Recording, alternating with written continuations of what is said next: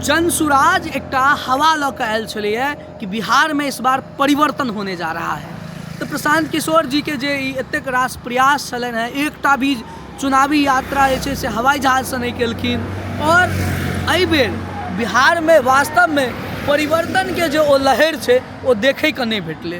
तो कहीं ना कहीं एखनका जे रुझान आबि रहल छै, जे एखन काउंटिंग भऽ रहल छै, ताहि के मुताबिक तो जनसुराज के एक भी सीट नहीं देखा के भेटल है।